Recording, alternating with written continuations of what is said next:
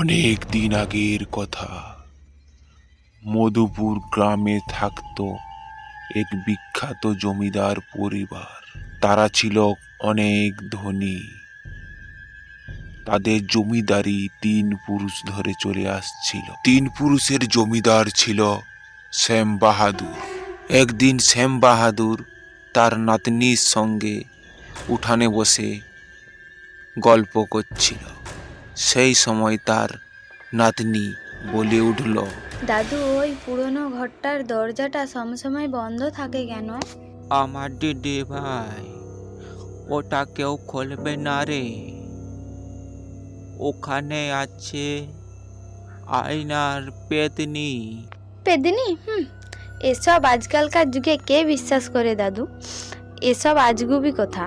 বিশ্বাস যদি তোদের না হয় তাহলে খুলে দেখ, কিন্তু একটা কথা মনে রাখিস, ওই আয়নার সামনে কোনো কথা বলবি না। দেখি তো দাদু, যে কথাগুলো বললো সব সত্যি নাকি। শ্যাম বাহাদুরের নাতনি রিয়া ছিল এখনকার মডার্ন মেয়ে, তাই সে ভূত পেতে বিশ্বাস করতো না। তাই রিয়া মাঝরাতে উঠে কাউকে না বলে একাই বেরিয়ে পড়ল সেই পুরানো বন্ধ ঘরের রহস্য বের করতে। ঘরের ভিতর ঢুকে রিয়া অবাক দৃষ্টিতে দেখে ঘরের মেঝেতে ময়লা ধুলো জমে আছে। উপর থেকে মাকড়সা জাল বুনে বসে আছে। অনেকক্ষণ থাকার পর রিয়া একটা হাসির আওয়াজ শুনতে পায়।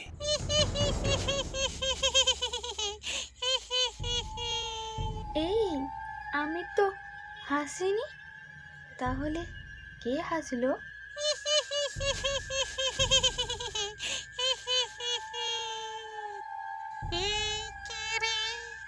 কার এত বড় সাহস আমার আয়নায় হাত দিয়েছে? কে কে কে তুমি? তোমাকে তো দেখতে পাচ্ছি না।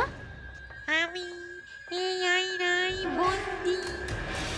100 বছর ধরে কেউ এই আয়নায় হাত দেয়নি। তোমার নাম কি? আমার নাম ললিতা। না, দাদু বলেছিল আয়নার দিকে তাকাতে নেই। অনেক দেরি হয়ে গেছে।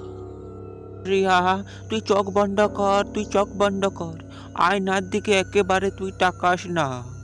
রায়বাহাদুরের হাতে ছিল গঙ্গা জলের বোতল। সেই বোতল থেকে গঙ্গা জল বের করে বারবার রায়বাহাদুর সেই পেতনির দিকে ছুটতে লাগলো, আর পেতনি চিৎকার বলতে লাগলো, আমাকে মুক্তি দে।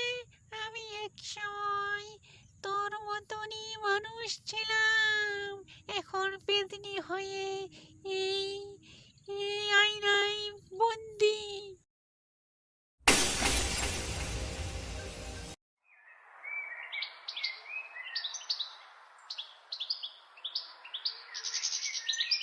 দাদু, সত্যি কি ললিতা ছিল?